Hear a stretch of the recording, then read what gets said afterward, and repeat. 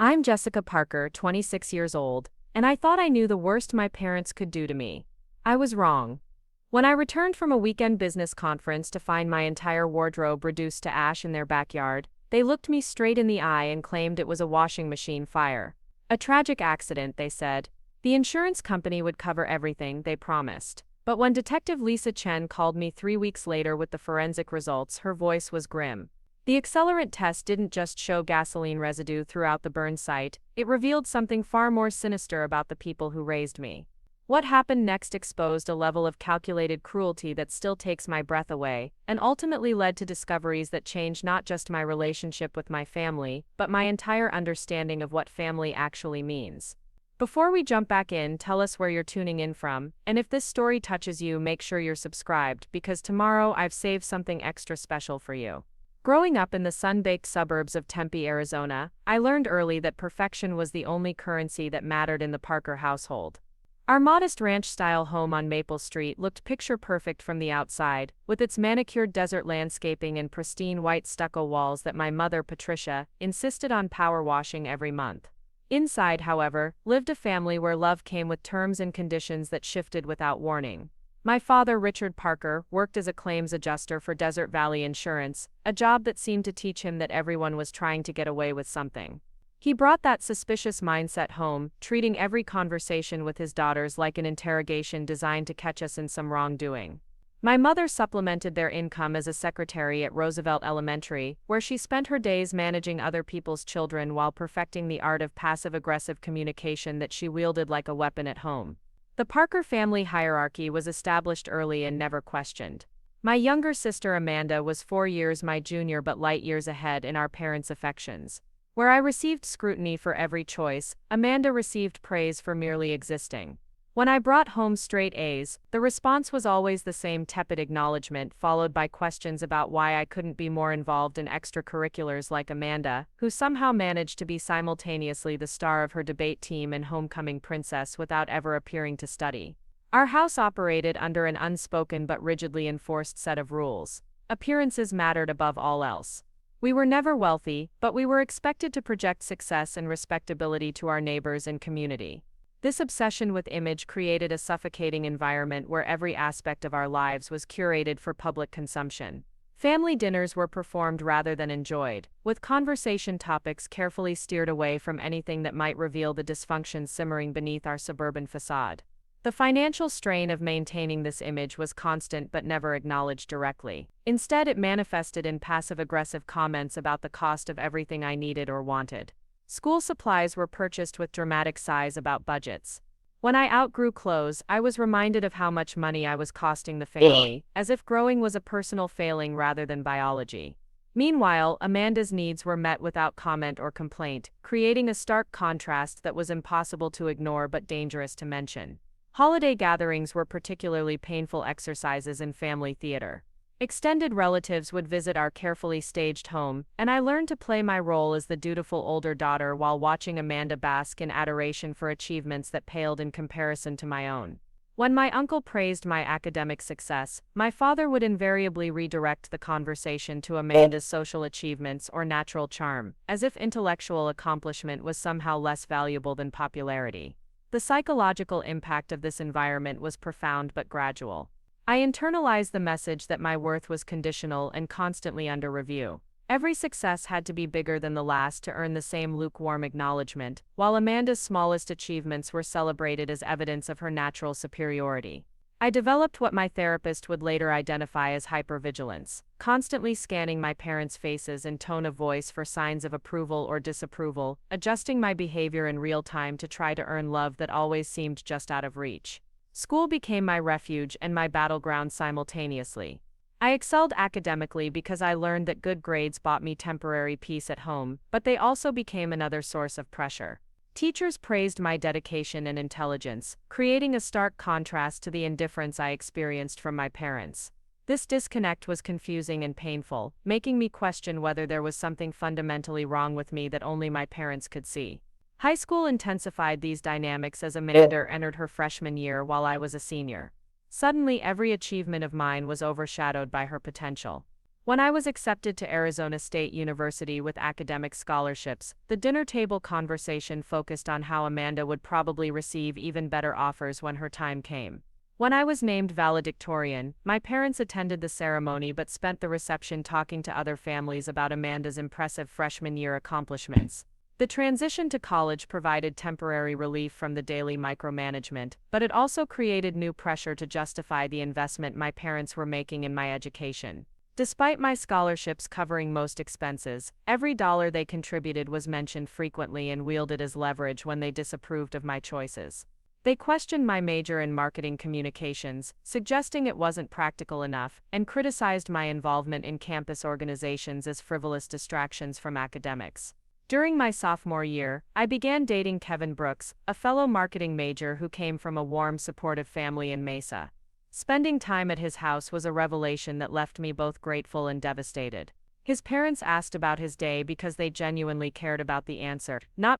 Preparing and narrating this story took us a lot of time, so if you are enjoying it, subscribe to our channel. It means a lot to us. Now back to the story. Because they were looking for evidence of poor judgment. They celebrated his successes without comparison to his siblings and supported him through failures without lectures about disappointment and wasted opportunities. Kevin's family welcomed me warmly, but their kindness highlighted the emotional poverty of my own upbringing. After family dinners at his house, I would return to my dorm feeling hollow and confused. If this kind of unconditional acceptance was possible, why had I never experienced it at home? The contrast was so stark that I began to question whether my perception of my family was distorted, whether I was being unfairly critical of parents who were doing their best with limited resources. This self-doubt became a constant companion throughout college. I achieved academic success and built meaningful friendships, but always with an underlying sense that I was performing rather than simply being myself. The voice in my head that questioned whether I was good enough, smart enough, or worthy enough was a direct echo of the conditional acceptance I had learned to expect from my parents. Even when professors praised my work or friends expressed genuine affection, I found myself waiting for the other shoe to drop, for the moment when they would discover whatever fundamental flaw my parents had always seen in me. My junior year brought an unexpected crisis when my grandmother, my father's mother, passed away suddenly. She had been one of the few family members who seemed to see and appreciate me as an individual, rather than in comparison to Amanda. Her funeral was the first time I saw cracks in my parents' carefully constructed facade.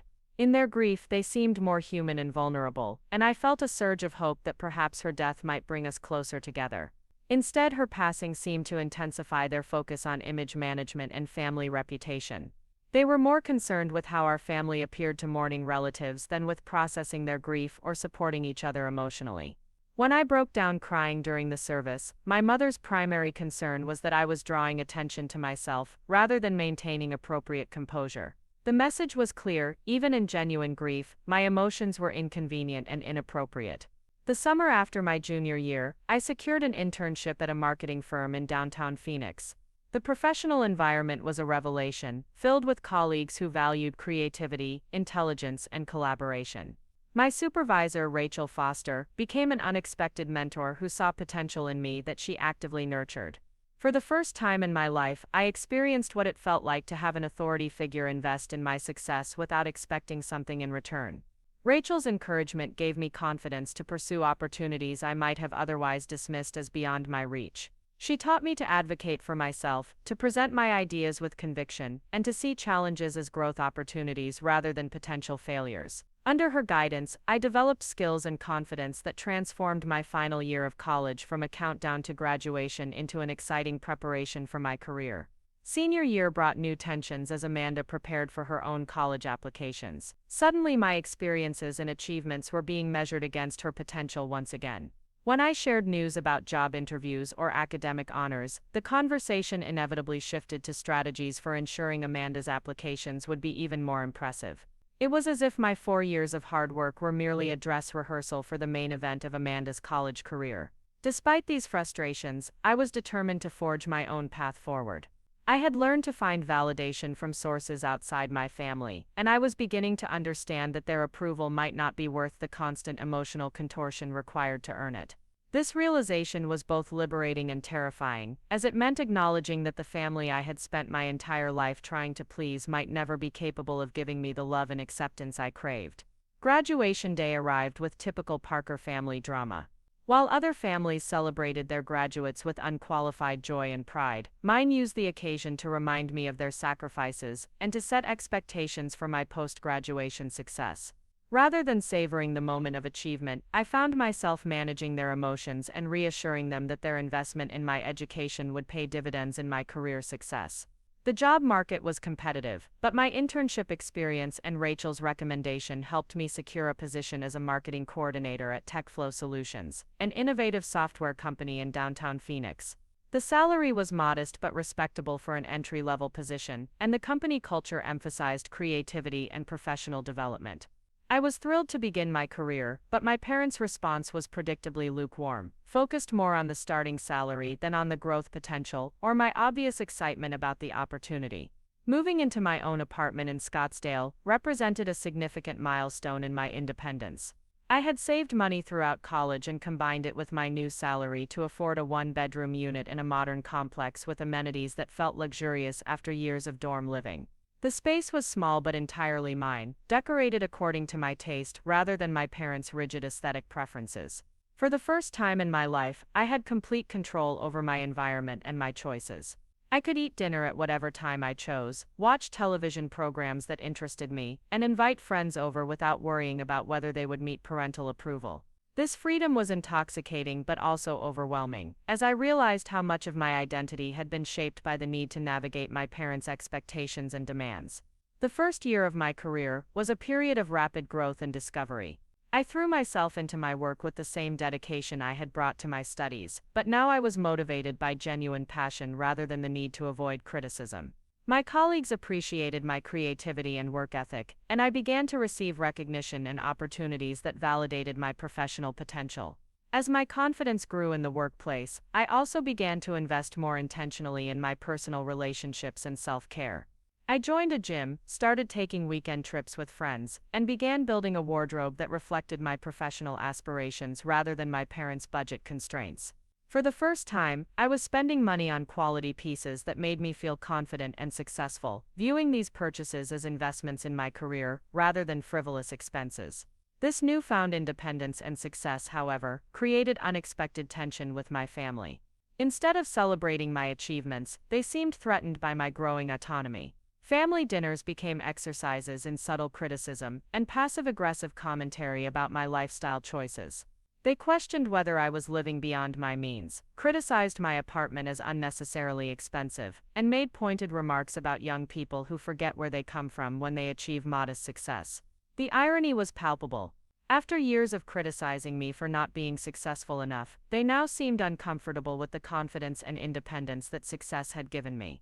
It was as if they preferred me in a state of perpetual striving and insecurity, dependent on their approval and guidance, rather than capable of making my own decisions and evaluating my own worth. This dynamic set the stage for conflicts that would escalate over the following months, as my parents struggled to accept that their daughter was no longer the insecure teenager who desperately sought their approval.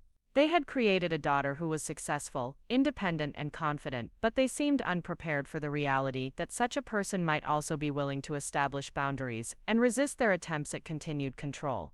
Little did I know that my growing independence and visible success would trigger a response so extreme and destructive that it would forever change how I understood the people who raised me.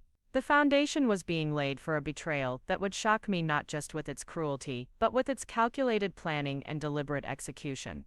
The phone call came on a Tuesday afternoon while I was reviewing quarterly marketing reports at my desk. Detective Lisa Chen's voice was professional, but carried an undertone that made my stomach clench with dread. She asked if I could come to the Tempe police station to discuss the findings from the forensic analysis of my belongings that had been destroyed in what my parents claimed was an electrical fire 3 weeks earlier. I had filed the police report reluctantly, more to satisfy the insurance company's requirements than because I suspected foul play. The story my parents told seemed plausible enough. A washing machine malfunction had sparked an electrical fire that quickly spread to the outdoor laundry area where my clothes had been hanging to dry. They claimed they had tried desperately to save my belongings, but the fire moved too fast, consuming everything before the fire department could arrive. Walking into the sterile fluorescent lighting of the police station, I expected Detective Chen to hand me a report confirming the accidental nature of the fire, clearing the way for my insurance claim to be processed.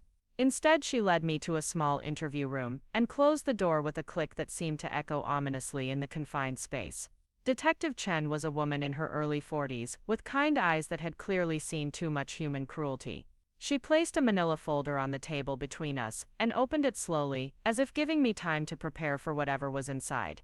The first document was a series of photographs showing the burn site in my parents' backyard, the charred remains of what had once been my carefully curated professional wardrobe, scattered across the concrete patio, like the remnants of a small explosion. But it was the second set of documents that made my hands shake as I tried to process their implications. The accelerant analysis showed clear evidence of gasoline throughout the burn site, concentrated in patterns that were inconsistent with an electrical fire. The burn patterns themselves told a story of deliberate ignition, with multiple points of origin suggesting that someone had systematically doused my belongings with fuel before setting them ablaze. Detective Chen's voice seemed to come from very far away, as she explained the technical details of the forensic analysis. The fire had burned too hot and too evenly to be accidental. The accelerant residue was not just present but abundant, indicating that whoever set the fire had used significant amounts of gasoline to ensure complete destruction of the contents. Most damning of all, the electrical components of the washing machine showed no signs of malfunction or heat damage that would indicate they had been the source of ignition.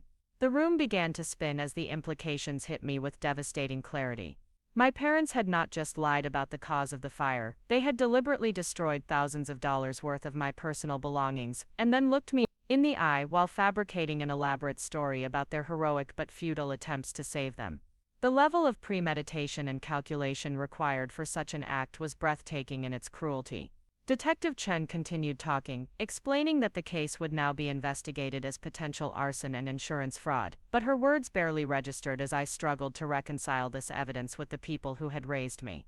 I had always known my parents were difficult and emotionally manipulative, but this crossed a line into criminal behavior that I had never imagined them capable of crossing.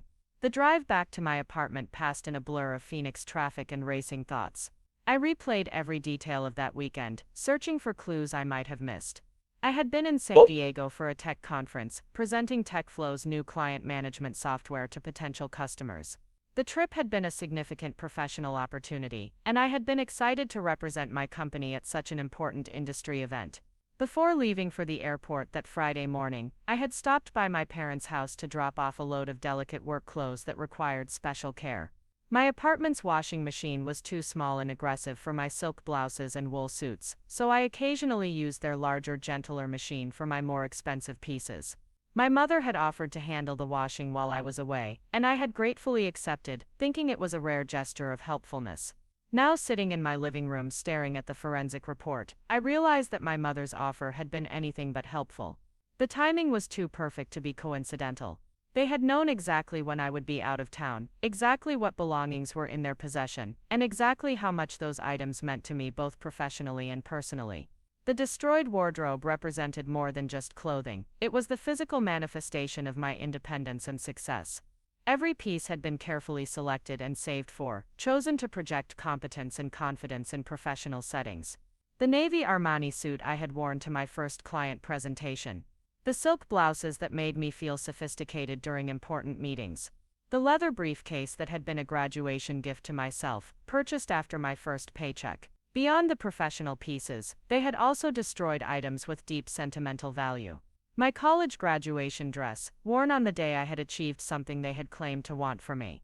A vintage blazer that had belonged to my grandmother, the one family member who had consistently shown me unconditional love and support. Sorority t-shirts and sweatshirts that connected me to friendships and experiences that had shaped my identity during college. The calculated nature of the destruction was perhaps the most painful aspect to contemplate. This had not been an impulsive act of anger or frustration. They had planned this destruction while looking at my belongings, while handling the clothes I wore to work every day, while seeing the tangible evidence of the professional success they had always claimed to want from me. The insurance implications added another layer of violation to the betrayal. They had filed a fraudulent claim, expecting to collect money for the very destruction they had orchestrated. The fact that they were willing to involve me in insurance fraud, potentially damaging my reputation and legal standing, demonstrated a level of selfishness that was stunning even by their usual standards. As the days following the forensic revelation passed, I found myself analyzing every interaction with my parents since starting my job at TechFlow. I began to see patterns of behavior that I had previously dismissed as typical Parker family dysfunction, but now recognized as escalating hostility toward my growing independence and success. There had been the passive-aggressive comments about my apartment being too expensive for someone my age, delivered during family dinners with the clear implication that I was being financially irresponsible. When I had shown them photos of a company retreat in Sedona, their response had focused on questioning whether such events were necessary, rather than celebrating my inclusion in important professional activities. My mother had begun making pointed remarks about young people who forgot their roots when they achieved modest success, always delivered with a sweet smile that made challenging the comments seem churlish and overreactive. My father had started questioning my career choices more aggressively, suggesting that I was in over my head at TechFlow and should consider looking for something more stable and traditional. The clothes themselves had become a particular source of tension during family visits. My mother would examine my outfits with a critical eye, making comments about the expense of certain pieces, or questioning whether such formal attire was really necessary for my position. She had begun referring to my work clothes as costumes, as if my professional appearance was some kind of pretentious performance, rather than appropriate workplace attire. These comments had escalated in the weeks leading up to the conference trip. During a Sunday dinner at their house, my mother had made a pointed remark about how much money I was spending on clothes, when I could be saving for more important things like a house down payment. When I had explained that professional appearance was an investment in my career advancement, she had rolled her eyes and muttered something about priorities and materialism. My father had joined the criticism, suggesting that I was developing expensive tastes that were inappropriate for my actual income level.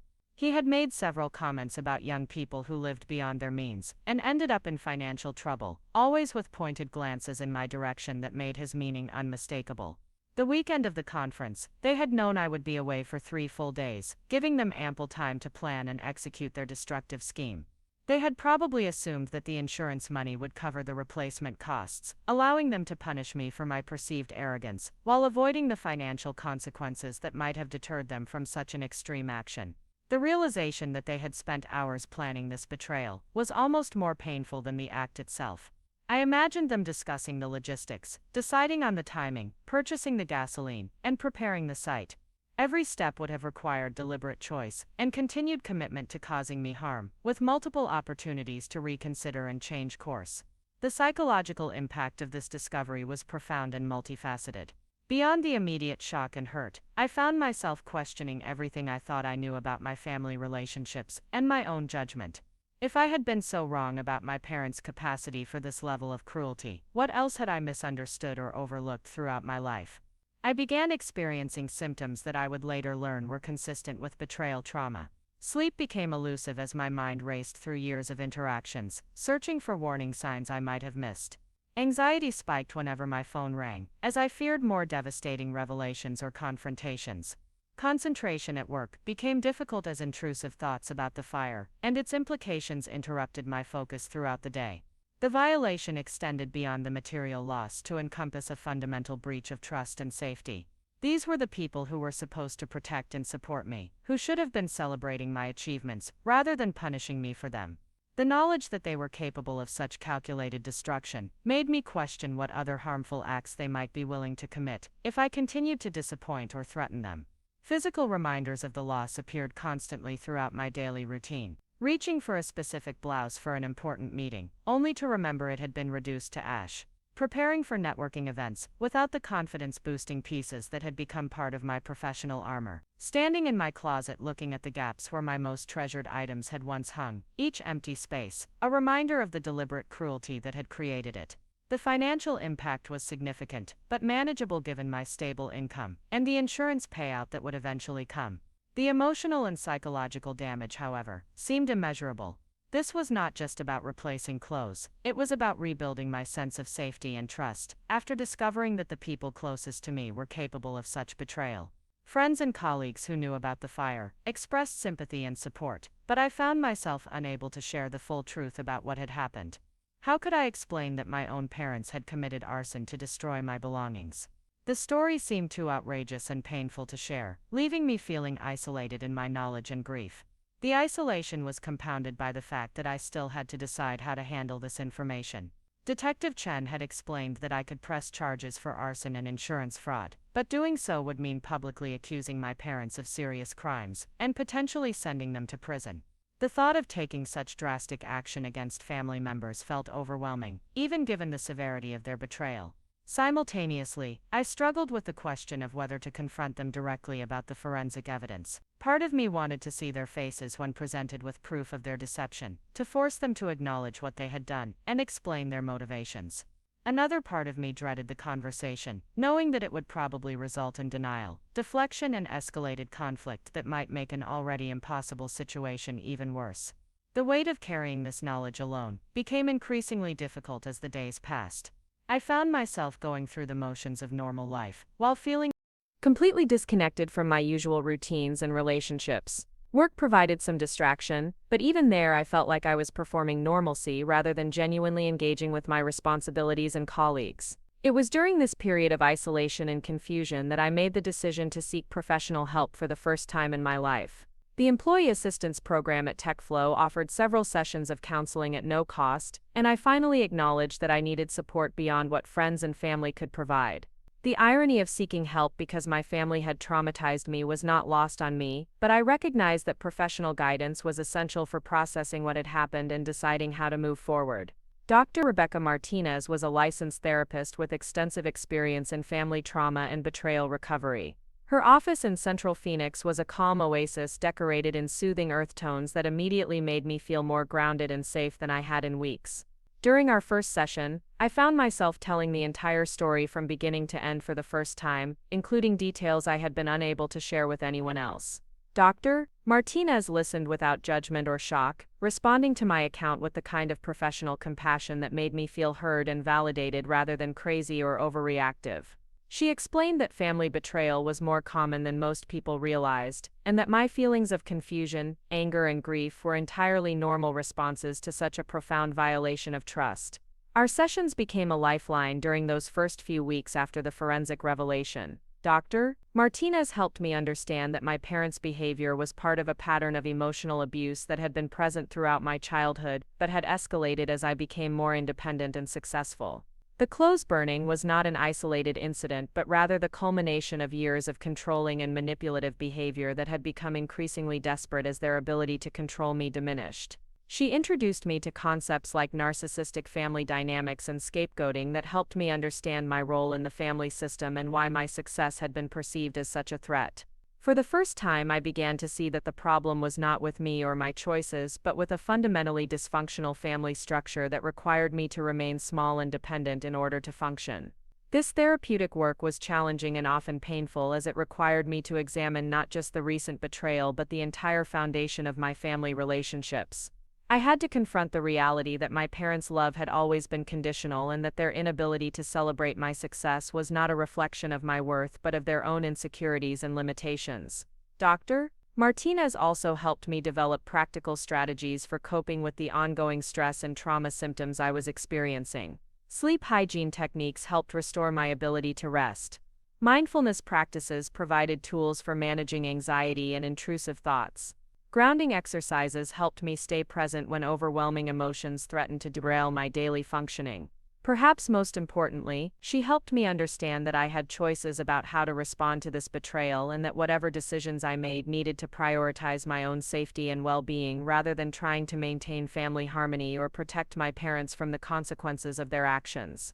This perspective was revolutionary for someone who had spent her entire life trying to manage other people's emotions and avoid conflict at all costs. As my understanding of the situation deepened through therapy, I began to see the clothes burning as a turning point rather than just a devastating loss.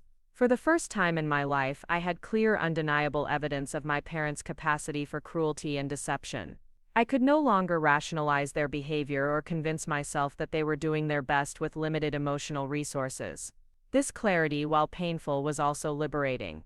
I no longer had to question my perceptions or wonder if I was being too sensitive when they criticized or undermined me. The forensic evidence had provided objective validation of what I had felt but been unable to prove that my parents' treatment of me was not normal or acceptable and that their claims of love and concern were not supported by their actions.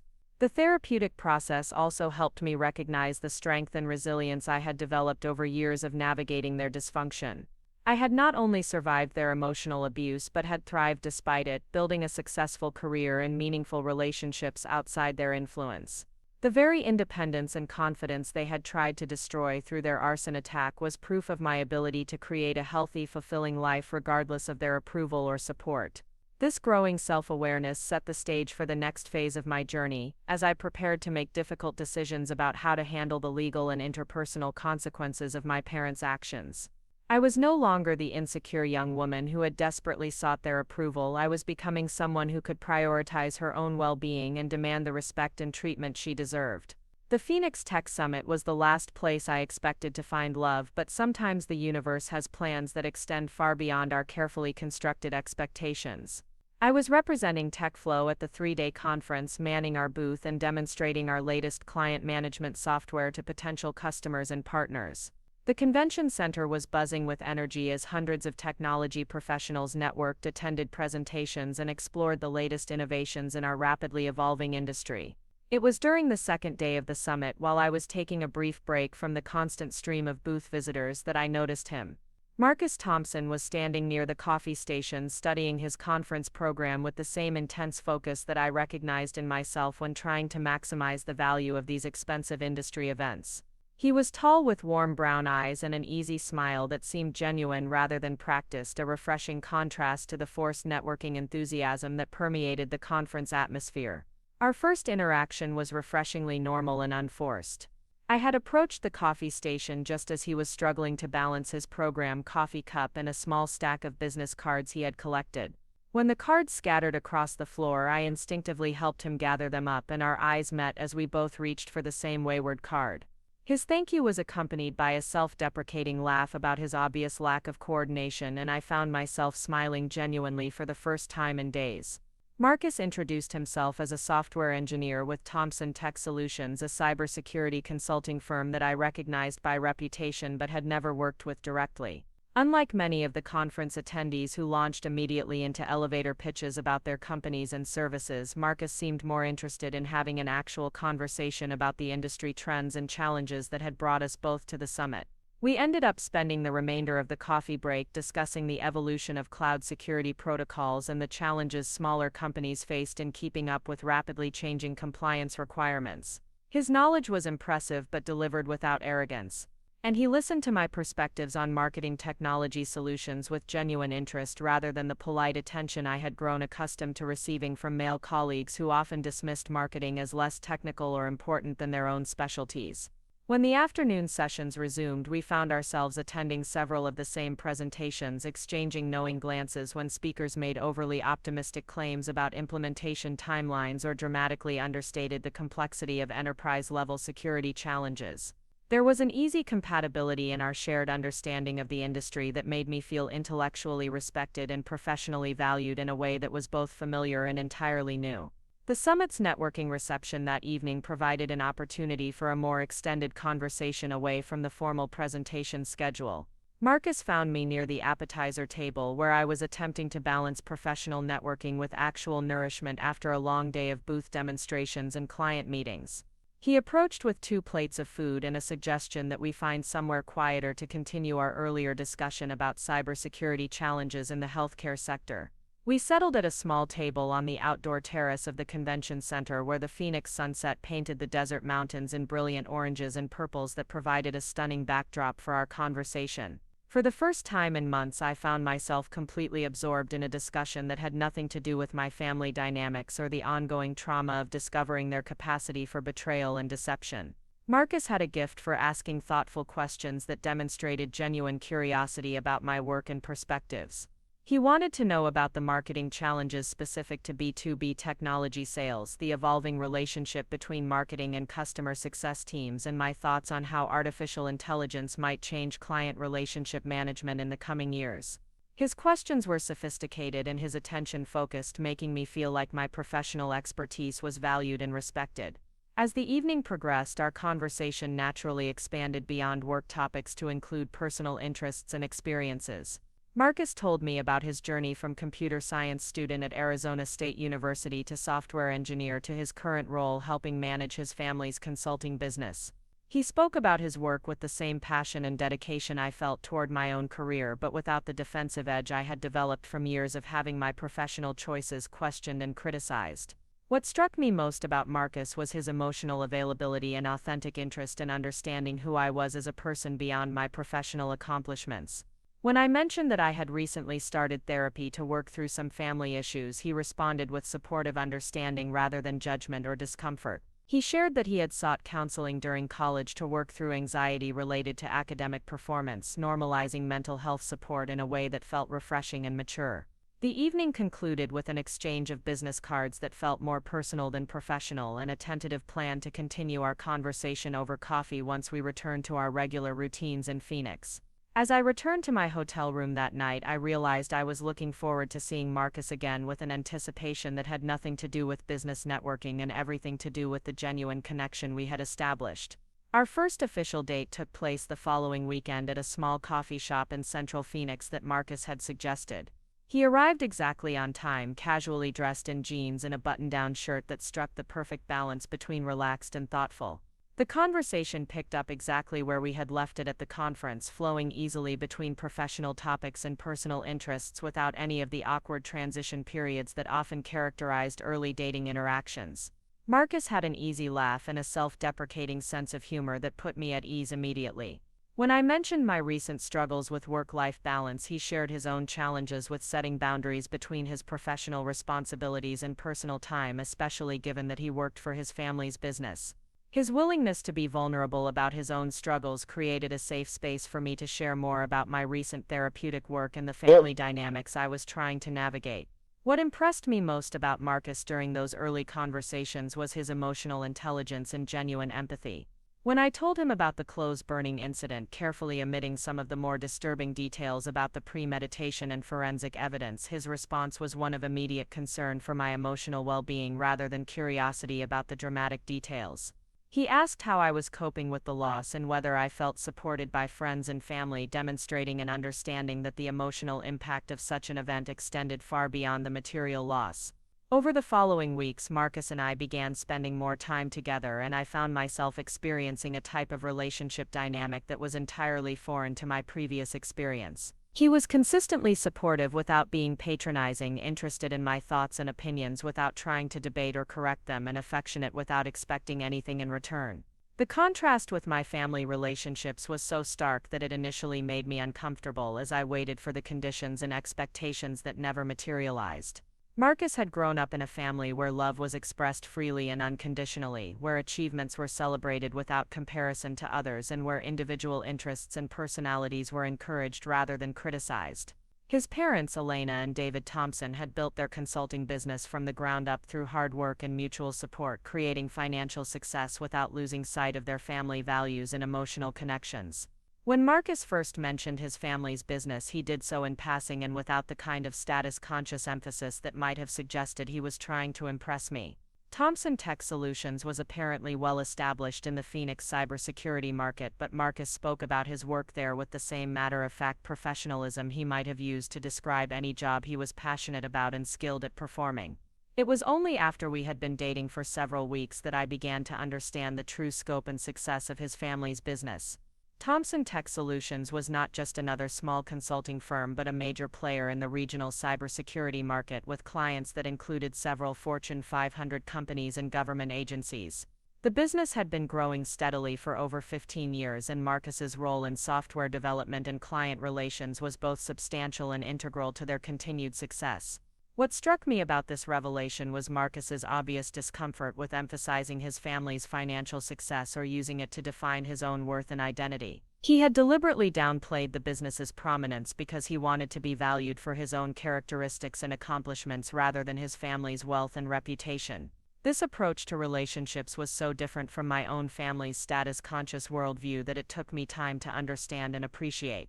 Marcus's humility about his family's success made me more comfortable sharing details about my own background and the ongoing challenges I was facing with my parents.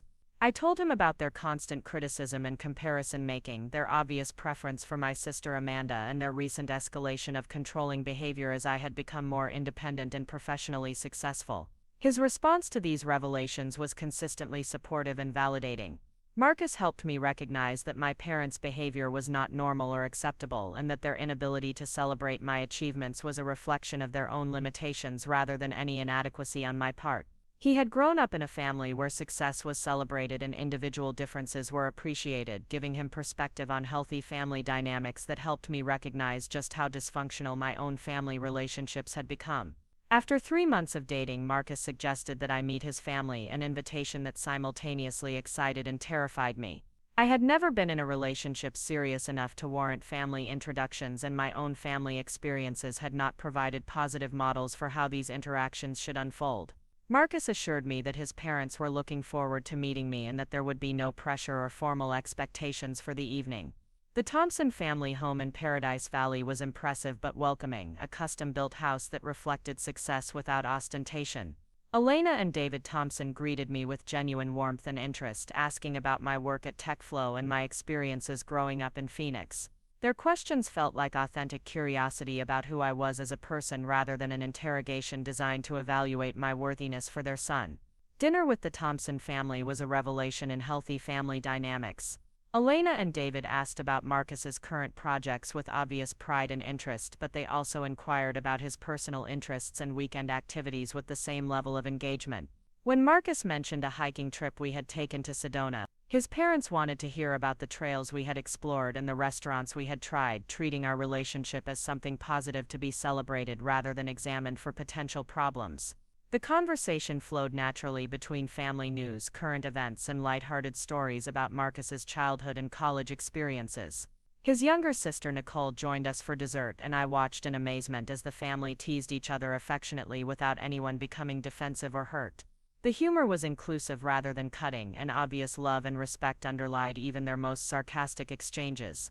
What impressed me most about the Thompson family was their ability to be genuinely interested in each other's lives without being intrusive or controlling.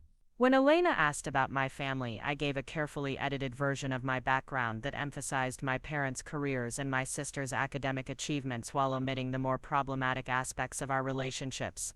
The Thompsons accepted my description without pushing for additional details or making judgmental comments about the limited information I had shared. As Marcus and I drove back to my apartment that evening, I found myself emotional in a way that surprised me. Spending time with his family had shown me what healthy relationships could look like, and the contrast with my own family dynamics was both inspiring and heartbreaking. I realized that I had never experienced unconditional acceptance from family members, had never felt safe to be myself without worrying about criticism or judgment. Marcus noticed my quietness and asked if something about the evening had upset me. When I explained that his family's warmth and acceptance had made me realize what I had been missing in my own family relationships, he pulled over and held me while I cried for the family I had never had and the love I had spent my entire life trying to earn but never quite achieving. This emotional breakthrough marked a turning point in both my relationship with Marcus and my understanding of my family dynamics. For the first time, I had experienced what unconditional love and acceptance felt like, and I could no longer convince myself that my parents' behavior was normal or acceptable. The contrast was too stark and the difference too profound to ignore or rationalize away. As my relationship with Marcus deepened and my connection to his family grew stronger, I found myself becoming more confident and assertive in other areas of my life. The security of being genuinely loved and accepted gave me emotional resources I had never possessed before, and I began setting boundaries with my parents that I would never have dared to establish when I was dependent on their approval for my sense of self-worth. This growing confidence and independence did not go unnoticed by my parents, who began expressing increasing concern about my relationship with Marcus and his influence on my behavior and attitudes. They had not yet met him, but they had already begun criticizing him based on my descriptions of our activities and his family background. My mother was particularly suspicious of Marcus's family's success, suggesting that people with money often had unrealistic expectations and that I should be careful not to get involved in a relationship where I would always feel inferior or inadequate. My father questioned whether Marcus was serious about our relationship or just enjoying the company of someone who was impressed by his family's wealth and status.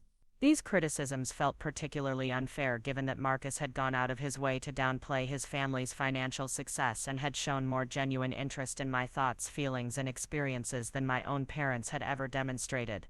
The irony of my parents warning me about someone who actually treated me with respect and kindness was not lost on me, and I began to see their concerns as projection of their own insecurities rather than legitimate relationship advice.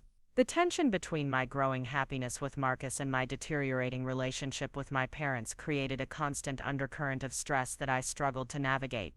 I wanted to share my joy about this healthy, supportive relationship, but I also knew that my parents' response would be critical and undermining.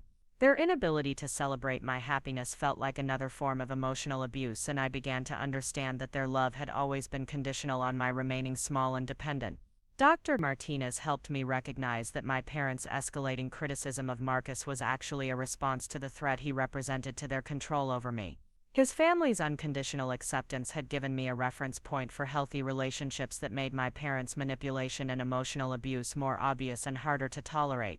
They could sense that I was becoming stronger and more independent, and their attempts to undermine my relationship were desperate efforts to maintain their influence over my choices and self-perception. This insight helped me prepare for the inevitable confrontation that would occur when I finally introduced Marcus to my parents. I knew that they would try to find flaws in him and reasons why our relationship was inappropriate or doomed to failure. Armed with therapeutic support and the security of Marcus's genuine love, I felt ready to face their criticism and maintain my boundaries regardless of their approval or disapproval. The decision to introduce Marcus to my parents was not made lightly, but after 6 months of dating and growing certainty about our future together, it felt necessary and appropriate. Marcus had been patient about the delay, understanding my hesitation without pressuring me to move faster than felt comfortable. When I finally suggested that we arrange a dinner at my parents' house, he agreed readily while acknowledging that he understood the meeting might be challenging given what I had shared about their personalities and attitudes. I spent considerable time preparing Marcus for what to expect from my parents, warning him about their tendency toward criticism and their habit of asking intrusive questions designed to find fault rather than get to know him as a person. Marcus listened to my concerns with characteristic understanding and assured me that he could handle whatever they might say or do, and that his feelings about me would not be influenced by their behavior or opinions. The dinner itself was exactly as uncomfortable as I had anticipated, but in ways that were somehow worse than I had prepared for. My parents were politely hostile, asking questions that sounded reasonable on the surface but carried undertones of suspicion and judgment that made the entire evening feel like an interrogation rather than a family meal.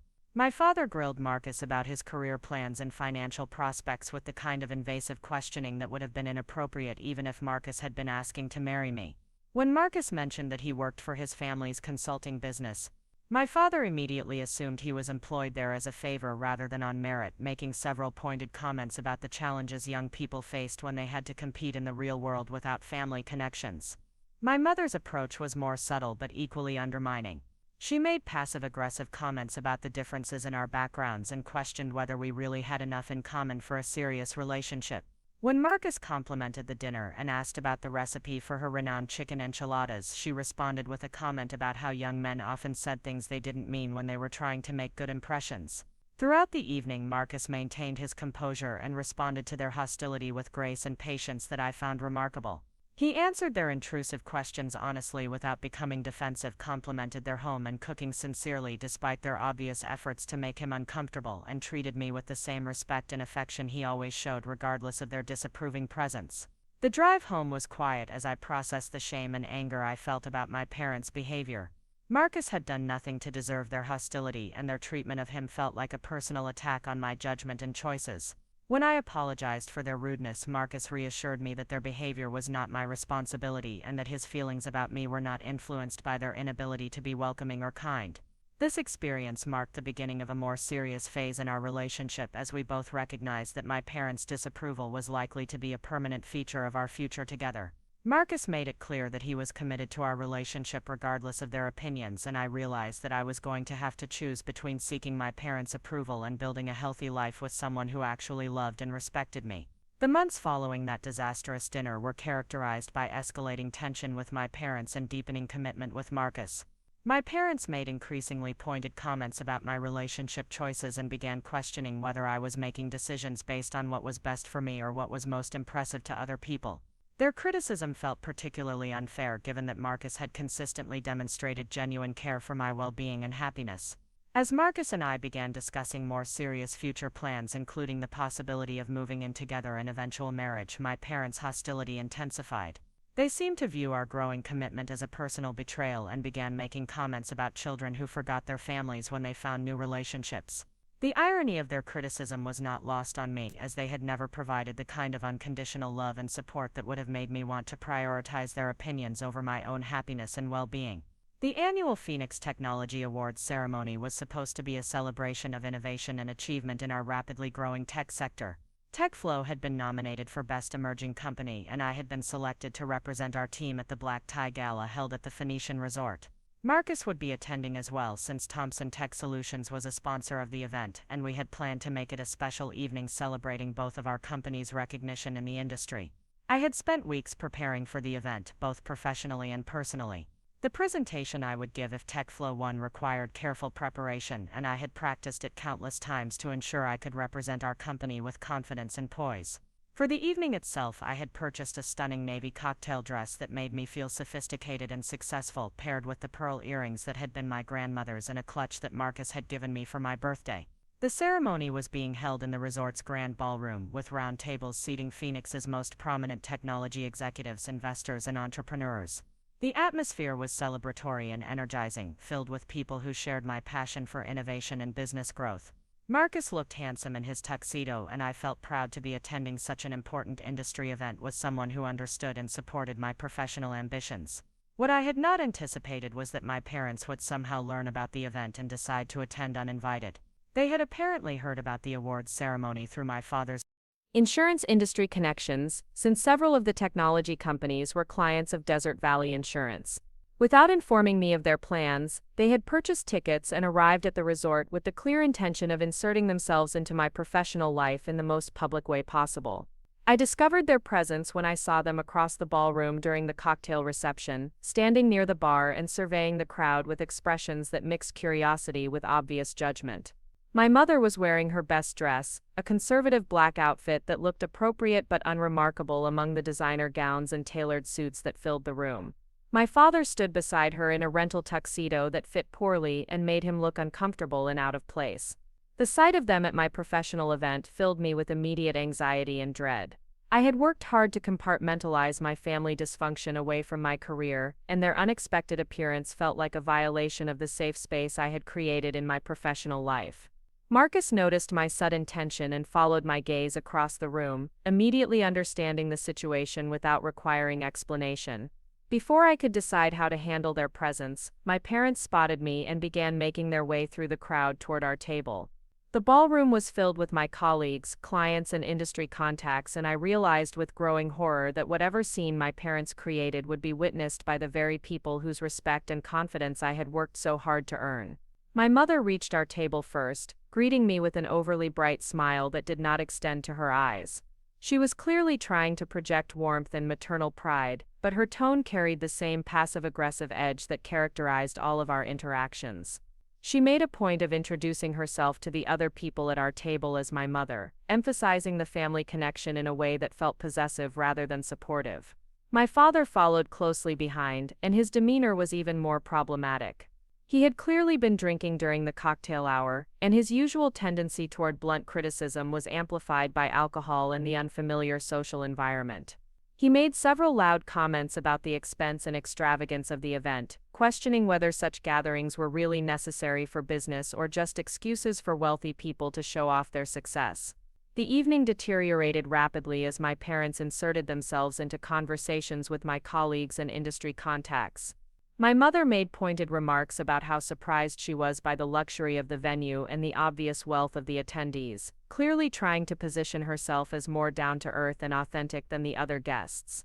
My father became increasingly critical of what he perceived as pretension and excess, making comments that were both inappropriate and embarrassing. When TechFlow's nomination was announced and I was called to the stage to accept our award for Best Emerging Company, what should have been the pinnacle of my professional recognition became a moment of personal humiliation. As I delivered my prepared remarks thanking our team and clients, I could see my parents in the audience whispering to each other and making faces that suggested they found the entire proceeding ridiculous and overblown. The real disaster occurred during the reception that followed the awards presentation.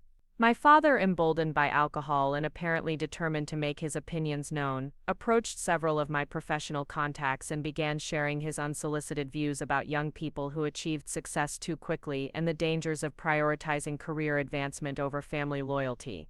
He cornered my supervisor, Rachel Foster, near the dessert table and launched into a monologue about how children these days forgot their roots when they started earning good salaries and moving in wealthy circles. He made pointed references to expensive apartments and designer clothes, clearly referring to my lifestyle choices in terms that painted me as ungrateful and materialistic. The most mortifying moment came when my father approached David Thompson, Marcus's father, and began questioning him about his son's intentions toward me. Without any introduction or context, my father demanded to know whether Marcus was serious about our relationship or just enjoying the company of someone who was impressed by his family's money and status.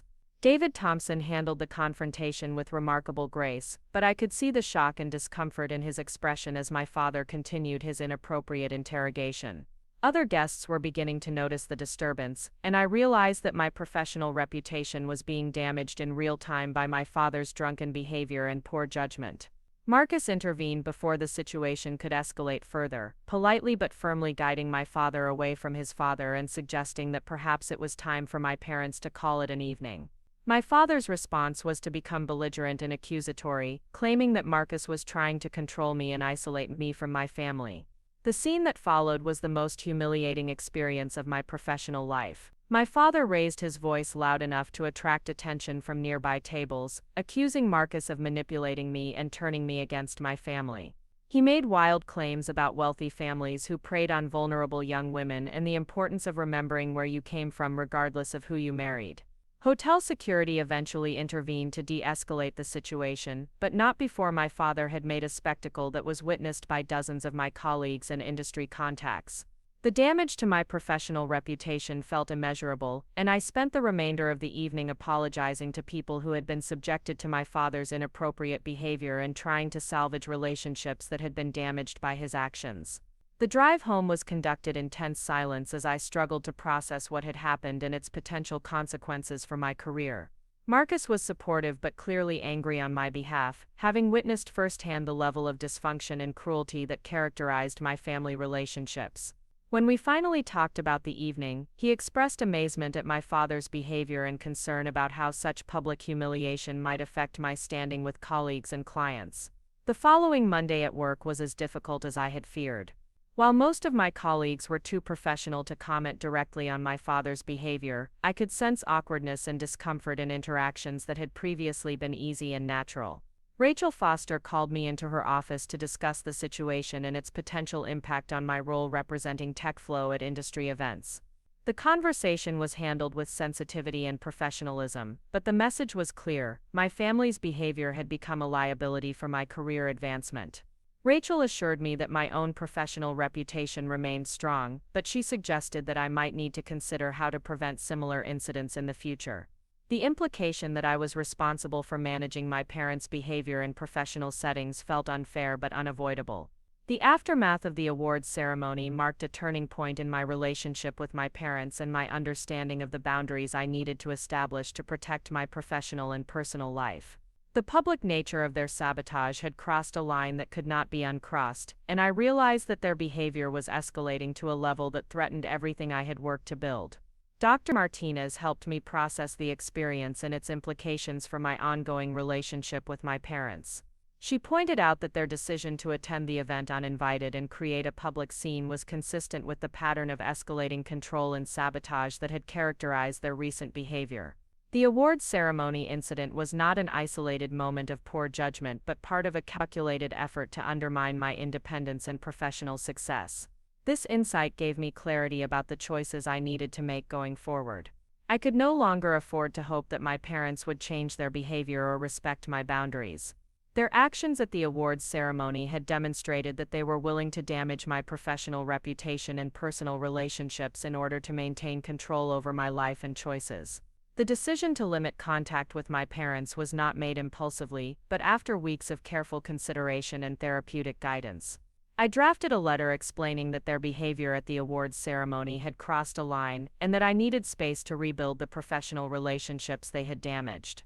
I outlined specific boundaries regarding communication and contact, making it clear that any future relationship would need to be based on respect for my autonomy and choices. Their response to my boundary-setting letter was swift and predictably hostile.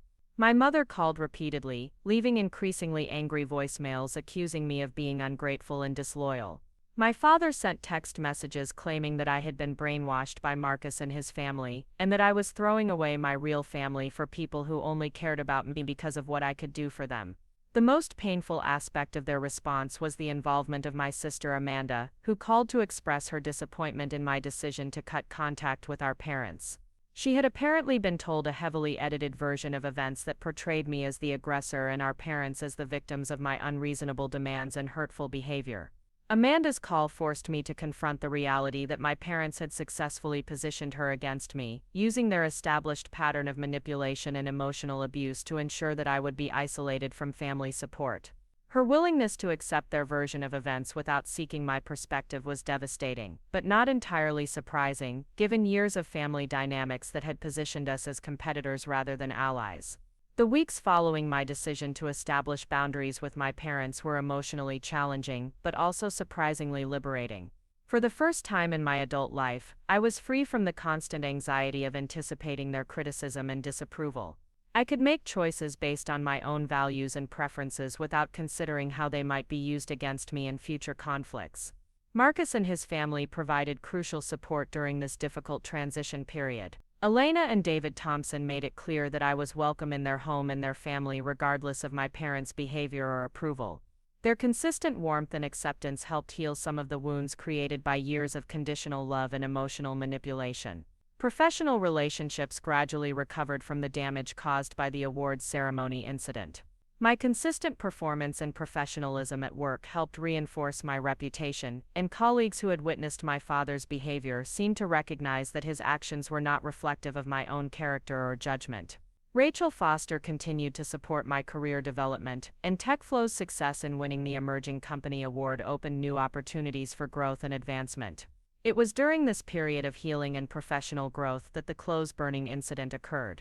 I had been successfully maintaining boundaries with my parents for several months, limiting contact to brief text message exchanges about family logistics and avoiding in-person meetings that might escalate into conflict. I thought I had found a sustainable way to manage our relationship while protecting my own well-being and independence.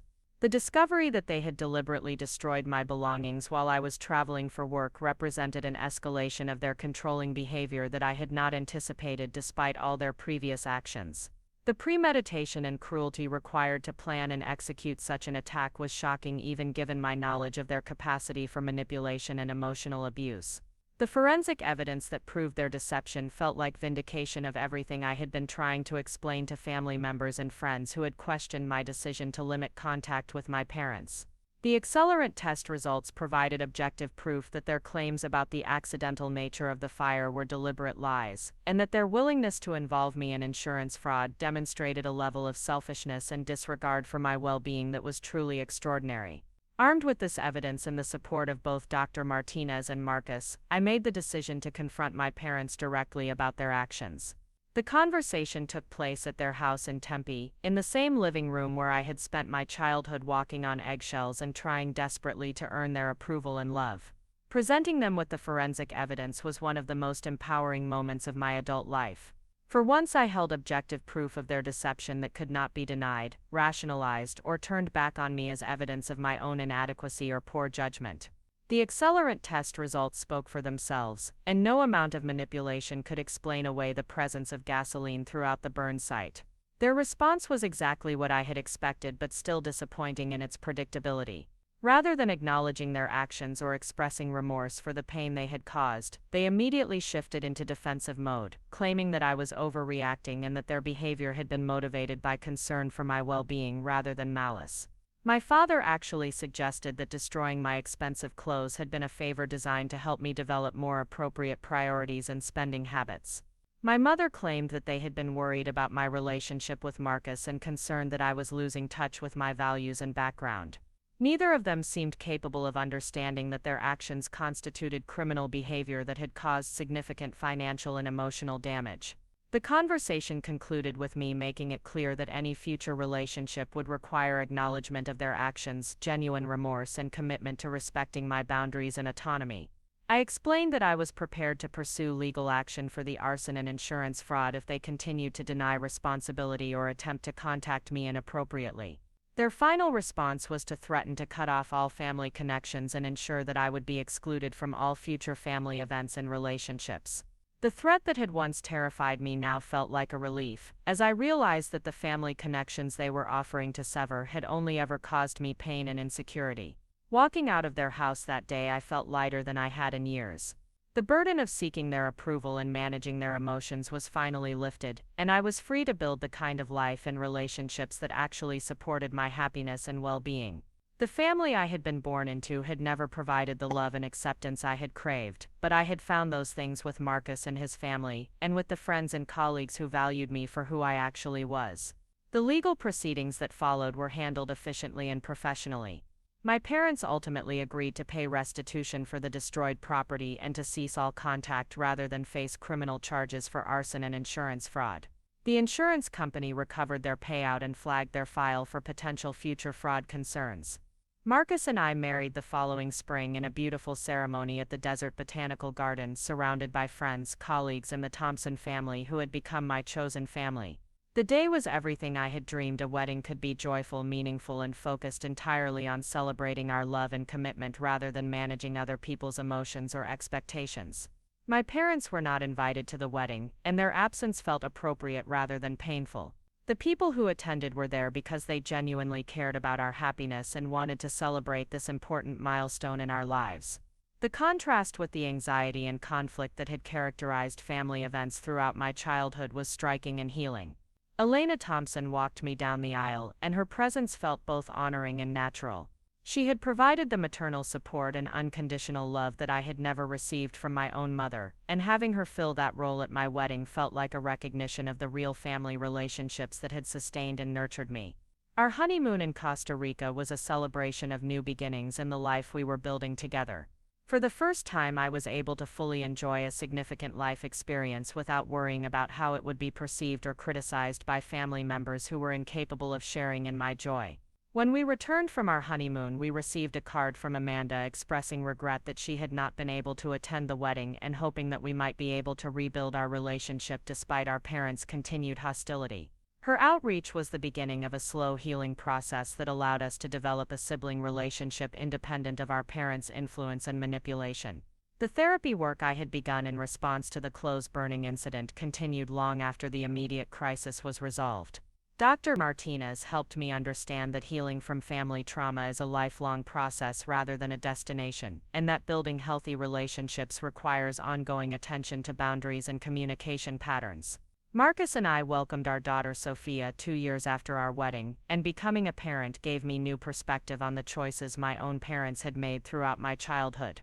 Holding my daughter in my arms, I could not imagine subjecting her to the kind of conditional love and emotional manipulation that had characterized my own upbringing. Parenting has taught me that loving a child means celebrating their unique personality and supporting their individual growth rather than trying to mold them into a reflection of my own insecurities and unmet needs. Sophia is now 3 years old, and I see in her the confidence and security that comes from knowing she is loved unconditionally for exactly who she is.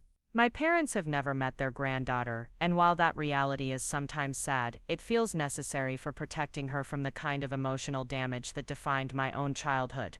They have made no effort to acknowledge their past behavior or demonstrate that they are capable of healthy relationships, and I am not willing to expose my daughter to their dysfunction. The professional success I have achieved in the years since establishing boundaries with my parents has been deeply satisfying and rewarding. TechFlow has grown significantly, and I have been promoted to Director of Marketing, a role that allows me to mentor younger employees and contribute to the company's strategic direction. The confidence and self-respect I developed through therapy and healthy relationships have translated into professional effectiveness and leadership skills that I never could have developed while carrying the burden of family dysfunction. Marcus and I have built a life together that is grounded in mutual respect, open communication, and shared values.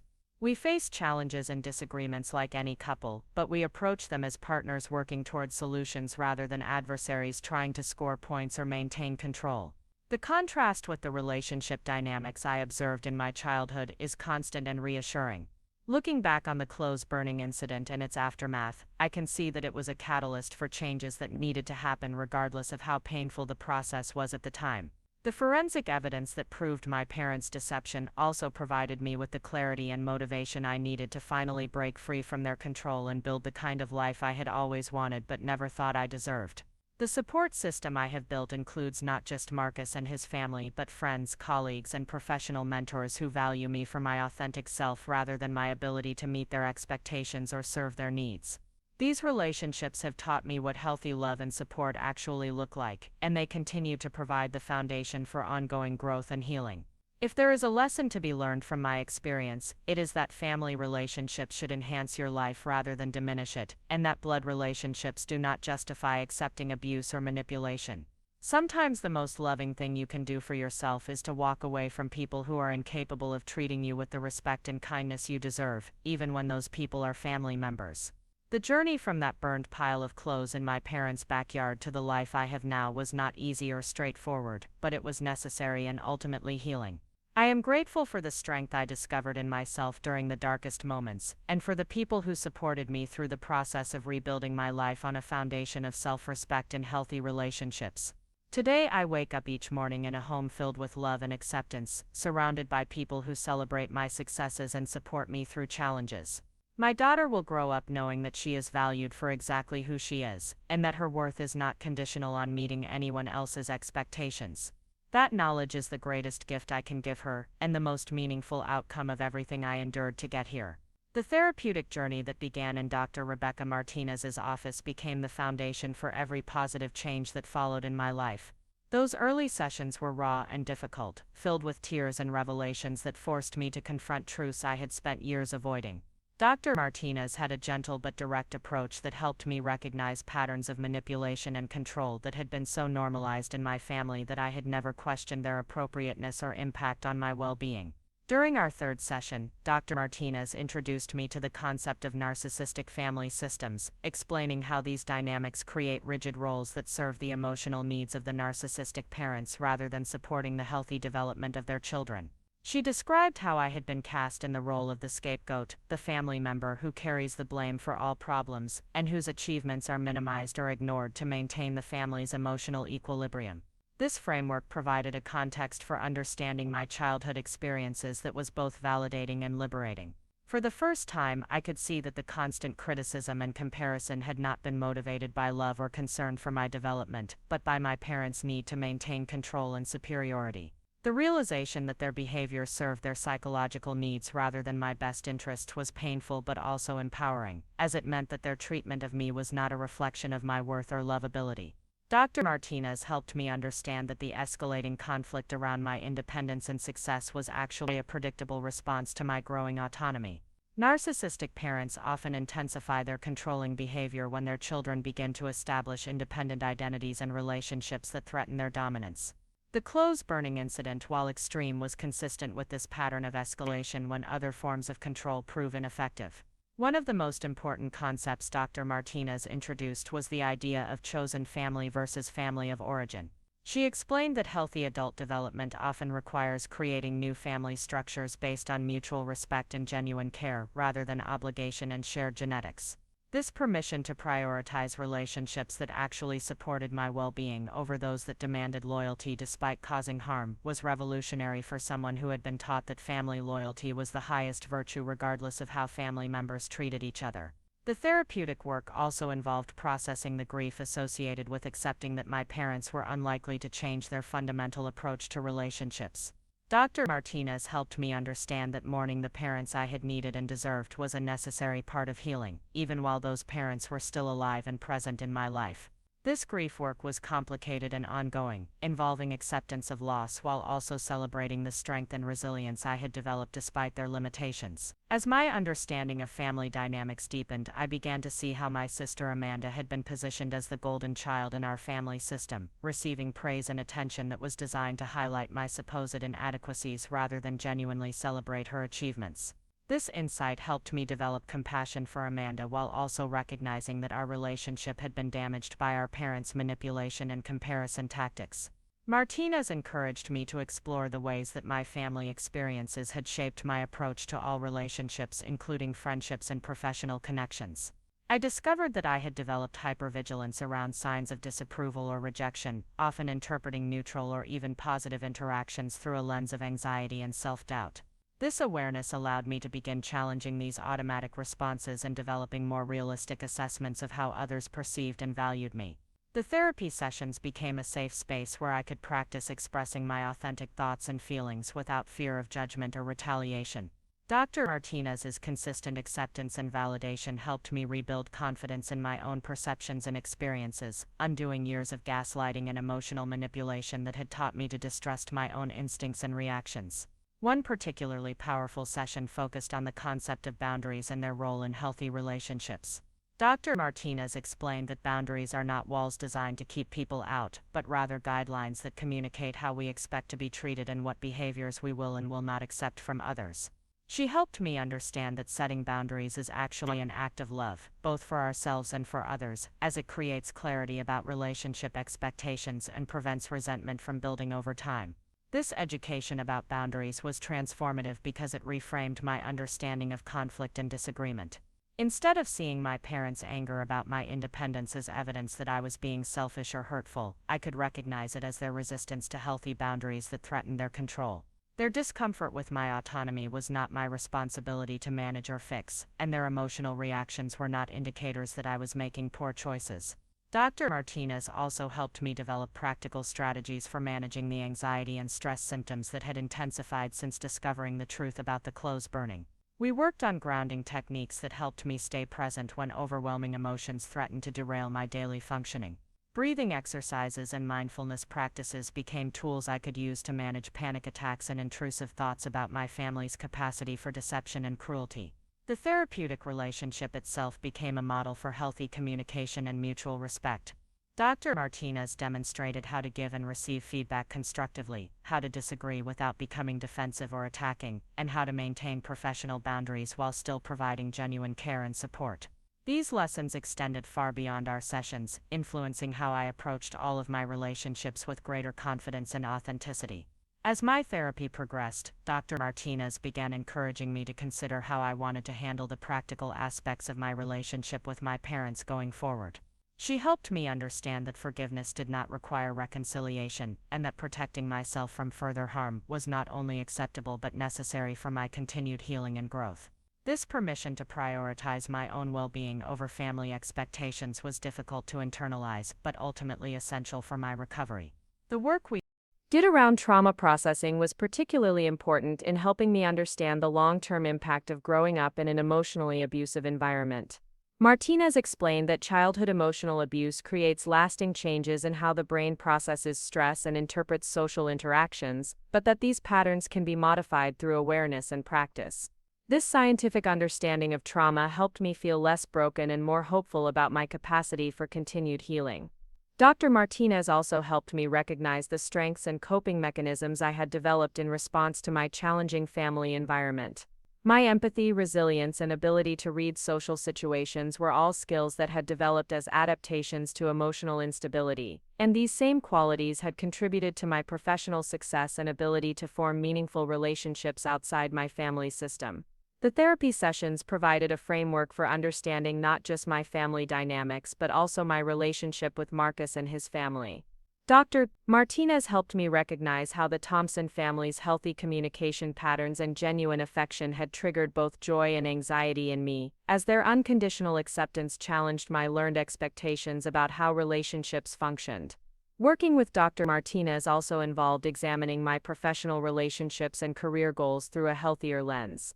She helped me understand that my drive for achievement was partly motivated by a desire to prove my worth to parents who would never be satisfied, and that I could redirect that energy toward goals that genuinely fulfilled me rather than serving as attempts to earn unavailable approval.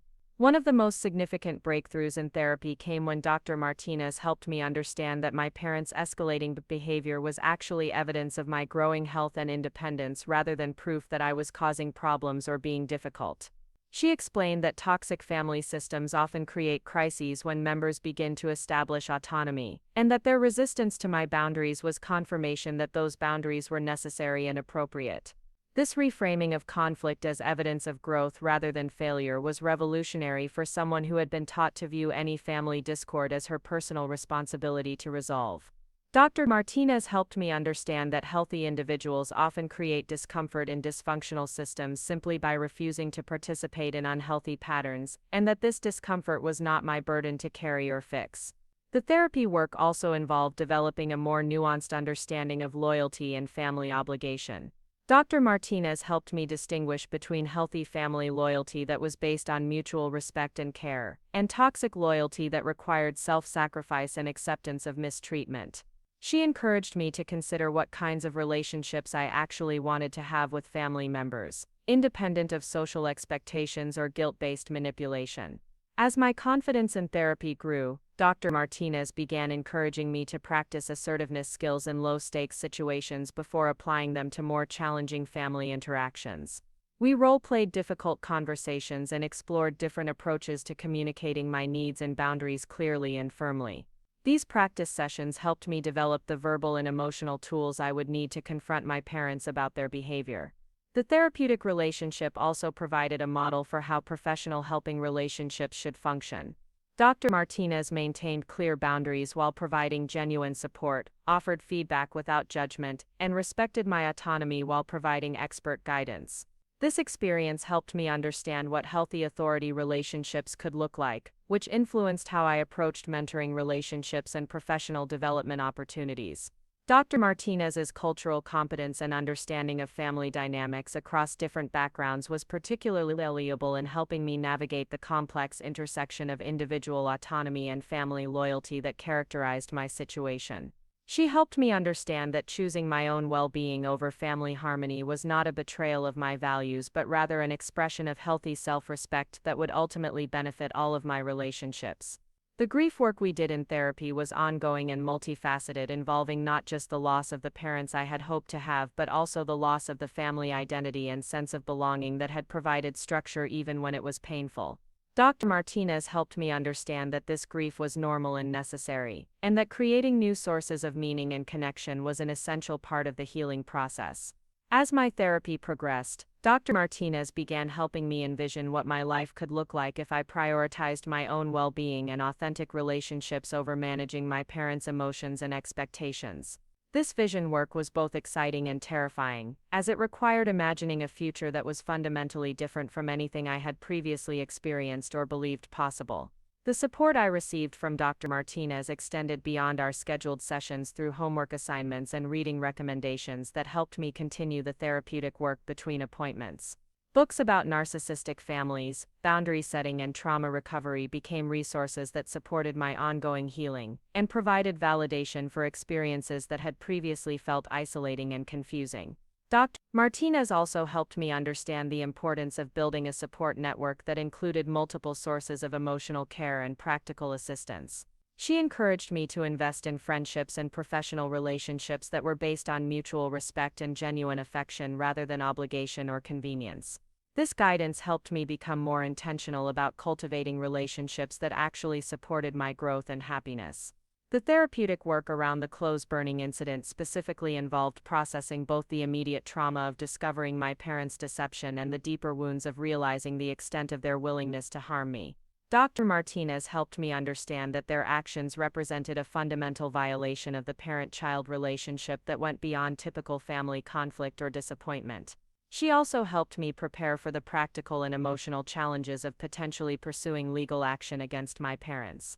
Dr. Martinez explained that seeking justice for their criminal behavior was not vindictive but rather an appropriate response to serious wrongdoing, and that protecting myself and others from future harm was a legitimate consideration in deciding how to proceed.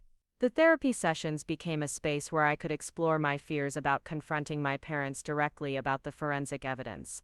Dr. Martinez helped me understand that their likely responses of denial, deflection, and counterattack were predictable patterns that I could prepare for emotionally and practically. She taught me strategies for staying grounded and focused during difficult conversations and for maintaining my boundaries regardless of their emotional manipulation tactics. As I grew stronger through therapy, Dr. Martinez began helping me consider how I wanted to handle potential future contact with my parents and other family members. She emphasized that any decisions about reconciliation or ongoing relationships needed to be based on evidence of genuine change rather than hope or social pressure, and that protecting my own well-being was not negotiable regardless of family expectations. The therapeutic relationship itself became a source of hope and healing that extended far beyond our work on family issues. Dr. Martinez's consistent availability, professional competence, and genuine care demonstrated that supportive relationships were possible and sustainable. Her modeling of healthy communication and boundary setting provided a template for all of my future relationships. Working with Dr. Martinez also involved exploring how my family experiences had shaped my relationship with money, success, and material possessions. She helped me understand that my parents' destruction of my expensive clothes was not just about the financial loss but about their attempt to undermine my independence and professional identity. This insight helped me process the violation more completely and develop a healthier relationship with the symbols of my success and autonomy. The therapeutic work continued long after the immediate crisis of the clothes burning incident was resolved, evolving to support my ongoing growth in relationships, career development, and eventual family planning. Dr. Martinez helped me understand that healing from family trauma is a lifelong process rather than a destination, and that continued therapeutic support could enhance my ability to build and maintain healthy relationships. As my relationship with Marcus deepened and we began discussing marriage and future plans, Dr. Martinez helped me navigate the anxiety and excitement of building a life with someone who treated me with consistent respect and affection. She encouraged me to trust my experiences with Marcus and his family while also maintaining awareness of my own needs and boundaries within the relationship. The therapy work around becoming a parent was particularly meaningful, as Dr. Martinez helped me understand how to break cycles of dysfunction and create the kind of family environment I had never experienced but deeply valued. She provided guidance on child development, attachment theory, and positive parenting practices that would support my future children's emotional health and security. Dr. Martinez also helped me prepare for the ongoing challenges of maintaining boundaries with my parents while potentially raising children who would never know their biological grandparents. She emphasized that protecting my children from emotional abuse was an act of love rather than deprivation, and that they would benefit from seeing healthy family relationships modeled rather than dysfunction normalized. The therapeutic relationship provided stability and continuity during periods of significant life change and stress. Dr. Martinez's office became a safe haven where I could process challenges and celebrate successes without judgment or hidden agendas. Her consistent support helped me develop confidence in my own judgment and decision-making abilities. As my therapy progressed, I began to understand that the healing work I was doing had implications beyond my own well-being. Dr. Martinez helped me recognize that breaking cycles of family dysfunction was not just personally beneficial but also contributed to healthier communities and relationships for future generations. This larger sense of purpose gave additional meaning to the difficult work of establishing boundaries and prioritizing my own growth. The skills and insights I developed through therapy with Dr. Martinez became foundational tools that supported every aspect of my life going forward. The ability to recognize manipulation, set appropriate boundaries, communicate assertively, and prioritize my own well-being became second nature rather than conscious effort. These changes transformed not just my family relationships but my entire approach to living authentically and purposefully. Looking back on that first phone call from Detective Chen and the devastating discovery that followed, I can see that it was the beginning of the most important journey of my life. The therapeutic work that began in response to crisis became the foundation for building a life characterized by genuine love, mutual respect, and authentic connection. Dr. Martinez's guidance and support made it possible for me to not just survive my family's betrayal but to thrive in spite of it, creating the kind of life and relationships I had always dreamed of but never thought I deserved. The investment in therapy was one of the best decisions I ever made, providing returns that extended far beyond the immediate crisis that brought me to Dr. Martinez's office. The tools and insights I gained continue to support my growth and happiness years later, and the relationship itself remains a model for what professional support and genuine care can accomplish when combined with personal commitment to healing and change. The Phoenix Tech Summit was transforming the downtown convention center into a buzzing hub of innovation and possibility. As I walked through the massive glass doors on that crisp February morning, I felt the familiar surge of excitement that came with industry events. TechFlow had invested significantly in our booth presence this year, and I was representing our company's newest client relationship management platform to hundreds of potential customers and partners. The energy in the convention hall was electric, with startup founders pitching revolutionary ideas to venture capitalists, established companies showcasing their latest innovations, and technology professionals from across the Southwest networking with the intensity that only our industry could generate. I had spent weeks preparing for this event, researching attendees, scheduling meetings, and perfecting my product demonstrations. My morning had been filled with back-to-back booth conversations, each one requiring me to quickly assess potential clients' needs and tailor our software's benefits to their specific business challenges. By early afternoon, I was mentally exhausted but professionally energized, having identified several promising leads and scheduled follow-up meetings that could significantly impact TechFlow's growth trajectory.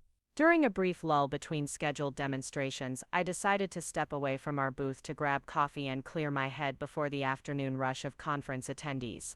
The coffee station was located in a quieter corner of the convention hall, away from the main traffic flow, providing a momentary refuge from the constant noise and activity. As I waited in the short line, I noticed the man ahead of me struggling to manage his conference materials while trying to pour coffee. His name badge had flipped backward, but I could see he was attending the cybersecurity track sessions based on the color-coded schedule he was consulting. When he dropped several business cards while trying to balance everything, I instinctively bent down to help him collect them. Marcus Thompson looked up from gathering scattered cards with a genuinely grateful smile that immediately caught my attention. Unlike the forced networking enthusiasm that characterized most conference interactions, his appreciation seemed authentic and unguarded. He had warm brown eyes and an easy demeanor that suggested confidence without arrogance, a refreshing combination in an industry often dominated by ego-driven personalities. His thank you was accompanied by self-deprecating humor about his obvious lack of coordination, which made me laugh genuinely for the first time in what felt like weeks. The tension I had been carrying from recent family stress seemed to ease slightly in response to his natural warmth and unpretentious manner. Marcus introduced himself as a software engineer with Thomson Tech Solutions, a cybersecurity consulting firm that I recognized by reputation but had never worked with directly. What struck me immediately was his approach to conversation, which focused on genuine exchange of ideas rather than the typical conference networking script of elevator pitches and business card exchanges. We found ourselves discussing the evolution of cloud security protocols with the kind of depth and nuance that was rare in casual conference encounters. Marcus demonstrated impressive technical knowledge without mansplaining or dismissing my marketing perspective, treating my insights about client adoption challenges and implementation barriers as valuable contributions to the conversation rather than irrelevant concerns. The 20 minutes we spent talking flew by with surprising ease. Marcus had a gift for asking thoughtful questions that demonstrated genuine curiosity about my work and experiences. He wanted to understand the marketing challenges specific to B2B technology sales, the relationship between technical capabilities and client expectations, and my observations about industry trends from the client-facing perspective. His questions were sophisticated and his attention focused, making me feel like my professional expertise was genuinely valued and respected. This was a marked contrast to many of my interactions with male colleagues and clients, who often treated marketing as less technical or strategic than their own specialties. When the afternoon session announcements began echoing through the convention hall, we realized we had been talking far longer than either of us had intended. Marcus suggested we exchange contact information and continue our conversation after the conference, an invitation that felt personal rather than purely professional. As we walked back toward the main exhibition area, I found myself looking forward to seeing Marcus again, with an anticipation that had nothing to do with business development and everything to do with the genuine connection we had established. There was something refreshing about his combination of technical competence and emotional intelligence that made me want to know more about who he was beyond his professional accomplishments. The remainder of the conference took on a different quality after our encounter. While I continued to focus on TechFlow's business objectives and client meetings, I found myself scanning the crowds for Marcus during breaks and sessions. When I spotted him across the auditorium during a keynote presentation, we exchanged smiles that felt like shared secrets in a room full of strangers. Our paths crossed again during the final day's networking reception, where Marcus found me near the appetizer table trying to balance professional networking with actual nourishment after a long day of presentations and product demonstrations. He approached with 2 plates of food and a suggestion that we find somewhere quieter to continue our discussion about healthcare sector cybersecurity challenges. The convention center's outdoor terrace provided a stunning backdrop for our extended conversation, with the Phoenix Mountains silhouetted against a brilliant orange and purple sunset. For the first time in months, I found myself completely absorbed in a discussion that had nothing to do with family drama or therapeutic processing, simply enjoying intellectual engagement with someone who shared my passion for technology and innovation. Marcus's questions that evening went beyond technical topics to include personal interests and career motivations. He shared his journey from computer science student to software engineer, to his current role, helping manage his family's consulting business, speaking about his work with genuine enthusiasm, rather than the competitive edge that characterized many industry professionals. What impressed me most was his emotional availability and authentic interest in understanding who I was as a person beyond my professional accomplishments. When I mentioned that I had recently started therapy to work through some family challenges, his response was supportive understanding rather than discomfort or judgment. Marcus shared that he had sought counseling during college to manage anxiety related to academic performance, normalizing mental health support in a way that felt mature and refreshing. His openness about his own vulnerabilities created a safe space for me to be honest about my recent struggles without fear of being judged or dismissed. The evening concluded with an exchange of business cards that felt charged with personal possibility, and tentative plans to meet for coffee once we returned to our regular Phoenix routines. As I drove home from the conference that night, I realized I was genuinely excited about the prospect of getting to know Marcus better, independent of any professional benefits the connection might provide. Our first official date took place the following weekend at a small coffee shop in Central Phoenix that Marcus had recommended. The intimate setting was perfect for continuing the conversations we had started at the conference, allowing us to explore personal topics and shared interests without the distractions of industry networking and business obligations. Marcus arrived punctually dressed in casual clothes that struck the perfect balance between relaxed and thoughtful. His approach to dating seemed as genuine as his professional interactions, focused on actual getting-to-know-you conversation, rather than impressive anecdotes or strategic self-presentation. The conversation flowed seamlessly between professional experiences and personal interests, revealing shared values around work-life balance, family relationships, and long-term goals that suggested genuine compatibility beyond initial attraction. Marcus demonstrated the same emotional intelligence in personal contexts that had impressed me professionally, asking perceptive questions and responding to my answers with thoughtful engagement. When I told him about the recent clothes burning incident, carefully editing the details about forensic evidence and my parents' deliberate deception, his immediate response was concern for my emotional well-being, rather than curiosity about the dramatic aspects of the story. He asked how I was coping with the loss and whether I felt adequately supported, demonstrating an understanding that the impact extended far beyond material damage.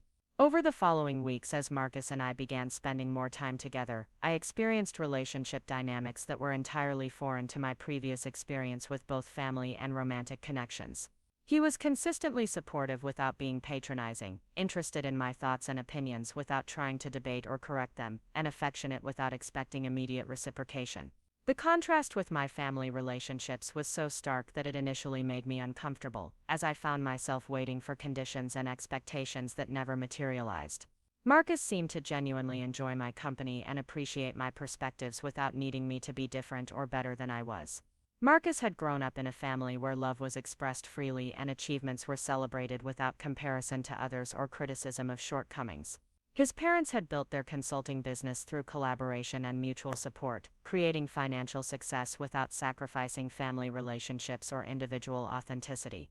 When Marcus first mentioned his family's business during our early conversations, he did so matter-of-factly without the status-conscious emphasis that might have suggested he was trying to impress me with their success.